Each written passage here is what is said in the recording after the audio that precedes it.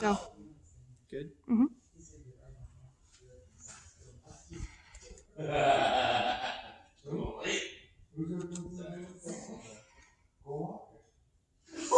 So we start pounding. No, they didn't start pounding.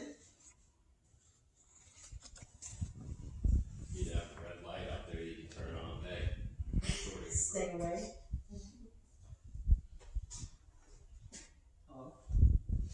Wake up.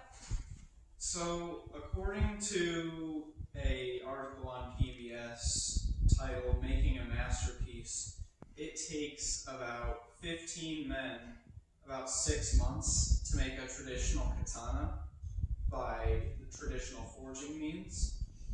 Which, if you think about it, that's a lot of work put into a single piece.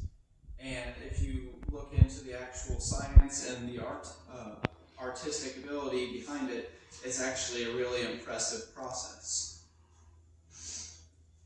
Forging is defined as forming a piece of metal through heating and hammering, whether that's hammering by hand using a power hammer, but it all has the same implication of forging.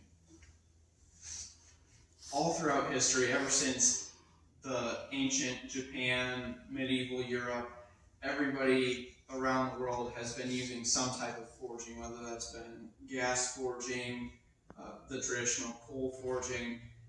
All different cultures around the world have all made weapons, made tools. That's how originally the katanas that I'm talking about were made, was through forging means.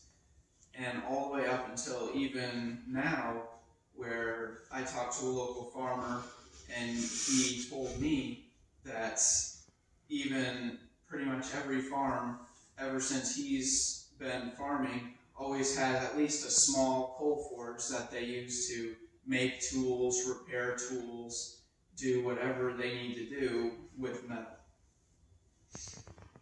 So in the forging process, there's three things that are very important when actually forging, making a tool or a sword or some type of thing. That is what type of steel you're going to use, how you're supposed to heat and how you're supposed to shape it, and then how you're supposed to quench it and harden it. As far as using the correct type of steel goes, you have to look into what function you want the tool to perform, how high quality you want the tool to be. So there are three classifications of metal of steel that are traditionally used in forging, because when you're forging, it has to have a certain amount of carbon in it to be able to harden. So low carbon steel is about 0.05% carbon to about 0.25% carbon. That gives you a softer metal, but is a lot cheaper than some of the alternatives. A medium strength metal is about 0.29% carbon to 0.54% carbon. That's usually where most people would make hammers, tools, like screwdrivers, things that are fairly hard but a little bit softer, and that range is generally where you get your hardening capability.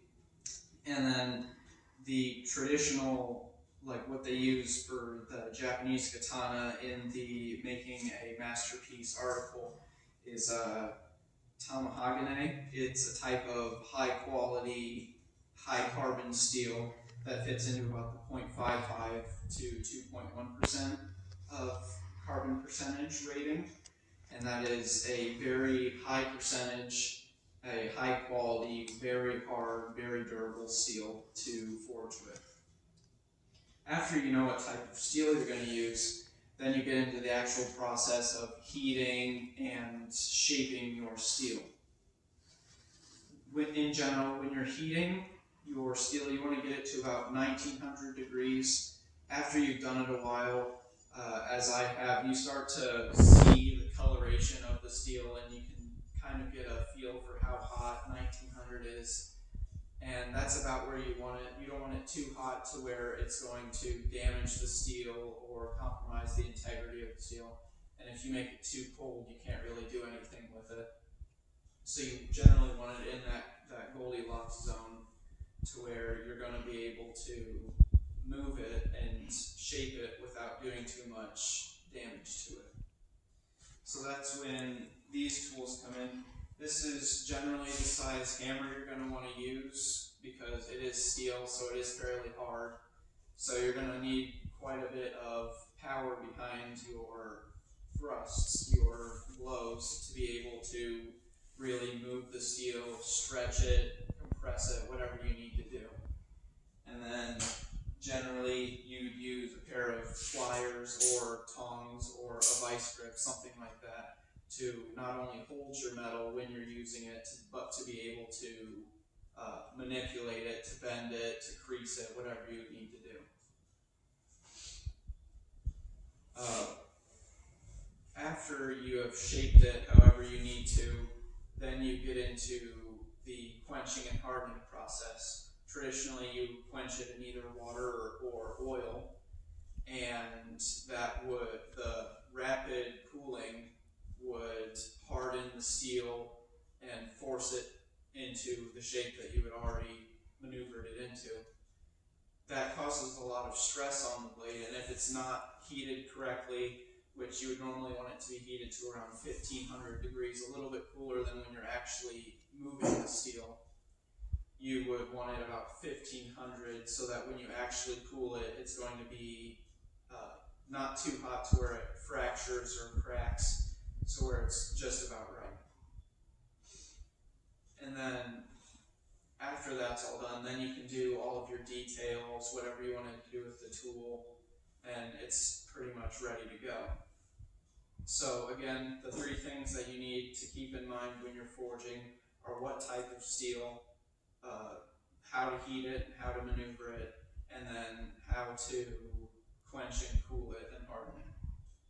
So hopefully after hearing this, you guys, whenever you pick up a hammer, pick up a knife, you realize all of the hard work and art that went into making